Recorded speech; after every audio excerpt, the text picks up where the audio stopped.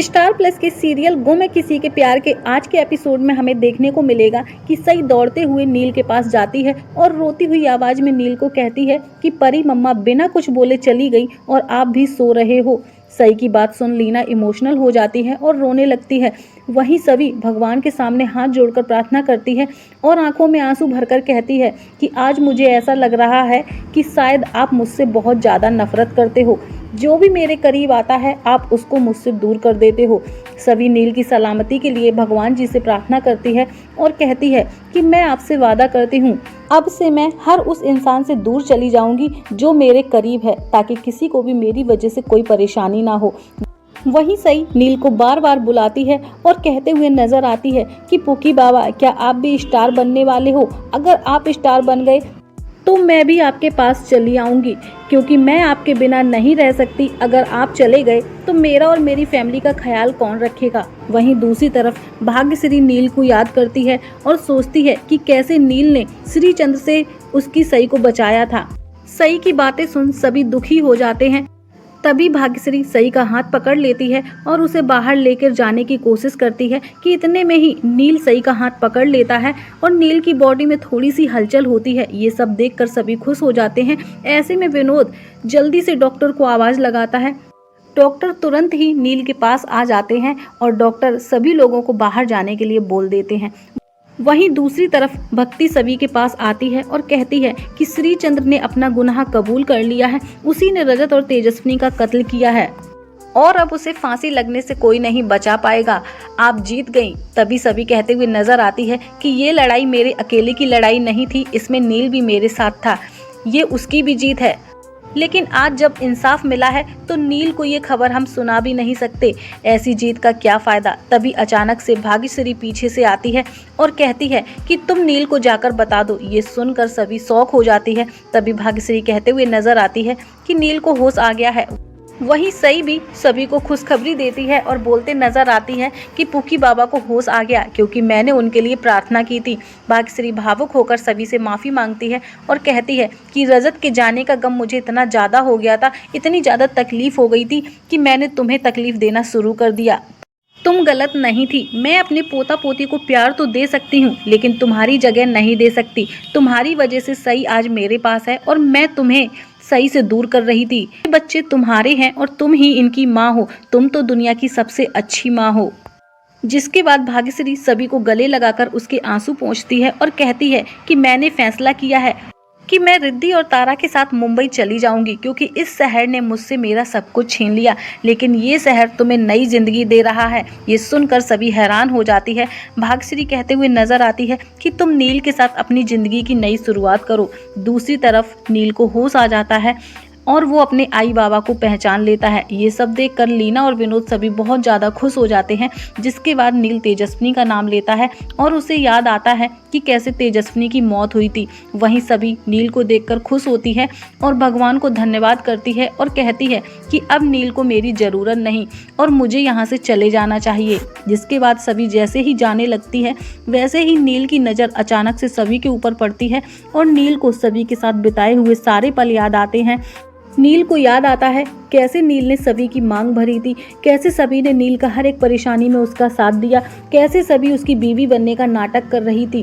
तभी नील सभी से मिलने की बात करता है और कहता है कि मुझे घर जाने से पहले सभी से बात करनी है, मैं उससे एक बार मिलना चाहता हूँ। लेकिन लीना नील को मना करती है जाने के लिए और कहती है वो सिर्फ एक नाटक था और सभी भी इस बात को स्वीकार कर चुकी है।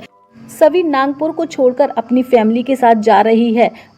तू उसे भूल जा और अपनी जिंदगी में आगे बढ़। नील भावुक होकर कहता है कि सभी से मेरी शादी हुई है और कैसे भी हालात में ये शादी हुई, लेकिन ये शादी सच्ची है। वो सभी मेरी जिंदगी का मोड़ नहीं बल्कि मेरी जिंदगी के सफर में हमसफर है और उसकी मांग में सिंदूर भरकर उसको ये हक मैंने दिया। उसने अपना फर्ज निभाया। वो चाहती तो मुझे छोड़कर जा सकती थी, लेकिन उसने ऐसा नहीं किया। हर परेशानी में वो मेरे साथ रही और अपना फर्ज निभाया। लेकिन अब मेरे फर्ज निभाने का वक्त आ गया है। मैं एक बार सभी से बात करना चाहता हूँ। उसका जो भी फैसला होगा मैं उसे स्वीकार करूँगा। मैं एक बार उससे बात करके ये जानना चाहता हूँ क्या वो भी मेरे साथ इस रिश्ते को एक नाम देना चाहती है, और अगर वो ना कर देगी तो मैं उसे अकेला छोड़ दूंगा। जिसके बाद नील वहां से चला जाता है। दूसरी तरफ सभी अपनी फैमिली के साथ मुंबई के लिए निकल रही होती है। तभी सभी कहती है कि हम किसी को भूल रहे हैं। सभी अंदर जाकर रजत की तस्वीर को लेकर आती है और कहती है कि अब हमारी फैमिली कंप्लीट हुई। वहीं ये सब कुछ नील देख रहा होता है और कहता है कि आपका जो भी फैसला है मैं उसकी इज्जत करूंगा। जिसके बाद नील वहां से जाने लगता है। तभी सभी को कहती है कि पुकी बाबा कहाँ गए, क्या वो हमारे साथ नहीं आ रहे। जहां पर सभी सई को समझाती है और कहती है कि जब भी आपको उनकी ज़रूरत पड़ेगी वो आपके पास आ जाएंगे, लेकिन अभी हमें यहाँ से जाना होगा। जिसके बाद सभी अपनी फैमिली के साथ गाड़ी में बैठ जाती है। गाड़ी चलने ही वाली होती है कि तभी सभी की नज़र गाड़ी में लगे कांच पर पड़ती है, जिसमें वो देखती है कि नील उदास होकर, दुखी होकर और आंखों में आंसू भरकर सभी को देख रहा होता है। और नील सभी को सैल्यूट करता है। सभी गाड़ी से बाहर आकर नील के पास जाती है और तभी नील कहता है, क्या हुआ, आप जा नहीं पाई। तभी सभी कहती है कि कैसे जाती, आपको अलविदा कहे बगैर मैं कैसे जा सकती हूँ। तभी नील भावुक होकर कहता है कि मत जाइए, रुक जाइए, मैं आपका और आपके बच्चों का ख्याल रख सकता हूँ। जिंदगी में कई मुसीबतें आएंगी, दोनों साथ रहेंगे तो मिलकर मुसीबत का सामना कर लेंगे। नील कहता हुआ नजर आता है कि मैं मरते दम तक आपका ख्याल रखूंगा। तभी सभी कहते हुए नजर आती है कि जिंदगी के सफर में कई ऐसे लोग मिलते हैं जो कांटों भरे इस सफर में हमारे साथ चलते हैं। आप उन्हीं में से एक हो। आपने जितना मेरे लिए किया उतना कोई अपना भी नहीं कर सकता। मैं आपका जिंदगी भर एहसान नहीं भूलूंगी, लेकिन मैं आपके साथ जिंदगी नहीं बिता पाऊंगी। सभी की बात सुनते ही नील उदास हो जाता है। वहीं सभी कहते हुए नजर आती है कि मैं सिर्फ अपने कैरियर और अपने बच्चों पर ध्यान देना चाहती हूँ। ये सफर जैसा भी हो मैं इसे अकेले अपने दम पर खत्म करना चाहती हूँ। ये सब सुनकर नील दुखी हो जाता है। नील कहता हुआ नजर आता है कि इस बार मैं एक अजनबी बनकर नहीं रहना चाहता। नील दोस्ती का हाथ आगे बढ़ाता है। सभी भी खुशी से नील की दोस्ती को स्वीकार कर लेती है और नील को धन्यवाद कहते हुए उसे अलविदा कहती है।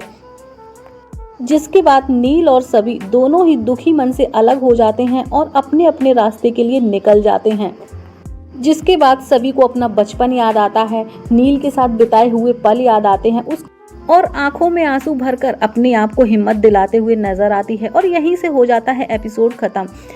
इस कहानी की एंडिंग काफ़ी इमोशनल तरीके से हुई। पहले तो नील के लिए काफ़ी बुरा लगा, लेकिन सभी के फैसले को नील ने जिस तरीके से स्वीकार किया ये देखकर सो काफ़ी अच्छा लगा और एंडिंग भी काफ़ी अच्छी लगी। फिलहाल तो आप सबका क्या कहना है सीरियल गुम है किसी के प्यार को लेकर? वैसे कौन कौन चाहता था कि ये शो काफ़ी आगे तक जाए? अपनी राय इस वीडियो के कमेंट सेक्शन में हमें ज़रूर दीजिएगा और साथ ही ये भी बताइएगा कि आपको इस शो की एंडिंग कैसी लगी। फिर मिलती हूँ गाइस आपसे नेक्स्ट वीडियो के साथ।